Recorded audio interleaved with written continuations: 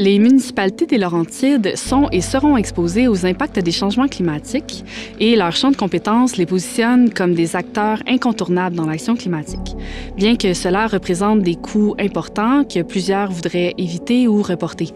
En effet, on estime qu'au Québec, les impacts des changements climatiques pourraient coûter plus de 2 milliards de dollars par an aux municipalités si l'entretien, la mise à niveau et le remplacement des infrastructures ne sont pas faits en fonction des futurs aléas climatiques.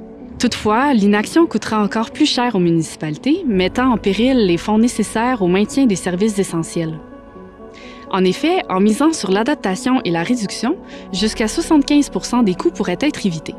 Selon l'Institut climatique du Canada, chaque dollar investi aujourd'hui rapportera de 13 à 15 $ en bénéfices directs et indirects dans les années à venir. En plus des dépenses municipales, il faut se rappeler que les changements climatiques ont des coûts sociaux, comme des décès ou des impacts sur la santé physique et mentale, ainsi que des coûts écologiques, comme la perte de services écosystémiques. Par exemple, à eux seuls, les milieux forestiers et humides de la zone de gestion intégrée d'Abri-Nord, qui est l'organisme de bassin versant de la Rivière-du-Nord, capteraient du carbone pour une valeur de plus de 27 millions de dollars par an et en stockeraient pour plus de 6 milliards de dollars. Alors, l'opposé de l'inaction, eh bien, c'est l'action. Ainsi, pour chaque projet, l'action climatique doit être considérée en s'attardant sur les frais futurs évités, ainsi qu'aux bienfaits des services rendus par la nature. Il peut s'agir d'investir dès maintenant dans des matériaux ou des infrastructures adaptés aux conditions à venir, de choisir de préserver un milieu naturel ou d'en végétaliser un autre, par exemple. Une autre bonne façon d'agir, tout en réduisant les coûts, est de mettre en place des mesures d'écofiscalité. L'écofiscalité regroupe un ensemble d'instruments économiques visant à décourager les activités nuisibles à l'environnement ou à encourager les activités qui lui sont favorables, et à en stimuler l'innovation. Voici l'exemple de la ville de Prévost qui a adopté une approche novatrice en matière d'écofiscalité afin de faire face aux défis environnementaux.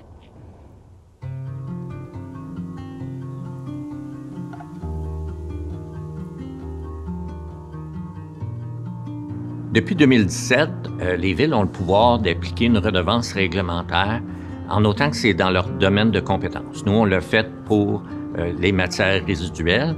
Le but de ces redevances-là, c'est de soit financer le programme ou soit changer le comportement des gens. Donc, nous, on s'est attaqué aux produits à usage unique, bouteilles d'eau, tasses à café, bidons de lave-vitre et quelques autres produits. Donc, on charge une petite redevance en espérant que les gens vont changer de comportement. En 2019, on a fait un plan quinquennal environnemental, si on veut, qu'on appelle le virage vert. Puis il y avait 160 actions. À ce moment-là, mon directeur d'urbanisme m'a demandé comment qu'on va financer ça. Il y avait dans notre plan, bien sûr, des mesures pour réduire les matières résiduelles. Et en assistant à une formation de l'Union des municipalités du Québec, mais le contact s'est fait, l'idée m'est venue de se servir des redevances réglementaires pour venir financer nos actions environnementales. Les résultats, c'est après 1 an et demi, c'est 29 commerces touchés, 29 commerces qui nous versent les éco-contributions qu'ils ont prélevées donc à la fin de chaque trimestre. Personne nous garoche son chèque par la tête. Tout le monde a eu le support attendu au-delà même de ce qu'il pensait avoir au début. Donc, ça s'est très, très bien passé. Ça donne aussi 55 000 $ par année dans le Fonds pour la consommation responsable. Donc, le résultat est là.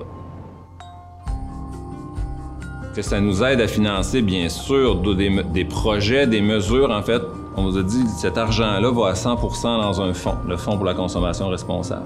Il faut comprendre que la loi habilitante qui nous donne la compétence pour exiger des redevances nous oblige à utiliser l'argent recueilli exclusivement pour des dépenses liées à la compétence. En l'occurrence, ici, les matières résiduelles. Non seulement on allait en matières résiduelles, on aurait pu se servir de ce 55 000 $ par année pour aller payer notre contrat de collecte de 1,3 million par année. Parfait, il aurait fait un petit moins.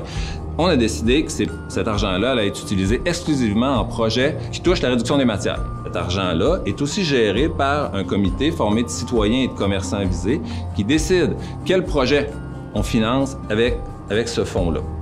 L'extraordinaire beauté de ce fonds-là, c'est que ça nous permet d'innover. Le plus gros frein, c'est bien sûr l'aptitude au changement.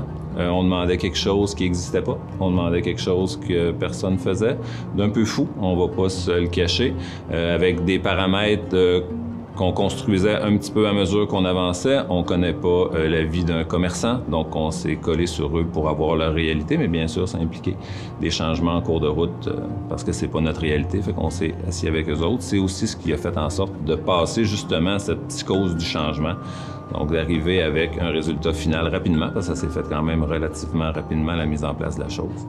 Un conseil que j'aurais donné aux municipalités pour surmonter ce frein, offrir du support et offrir du support au-delà de ce que les commerces peuvent attendre.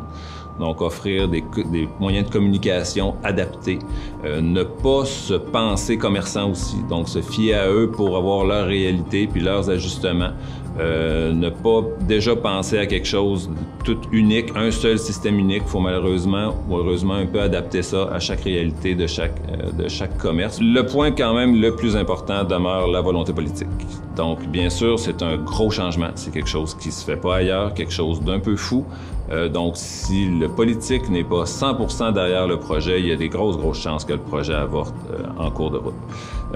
Le conseil aussi, c'est le choix. Il faut toujours que le citoyen ait sur place un choix sans éco-contribution.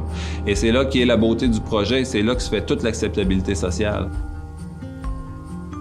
Si j'avais un conseil à donner quand vient le moment de prendre des mesures d'éco-fiscalité, c'est vraiment de bien comprendre la loi. Il y a certaines villes qui sont passées un peu à côté, ça leur a entraîné des difficultés.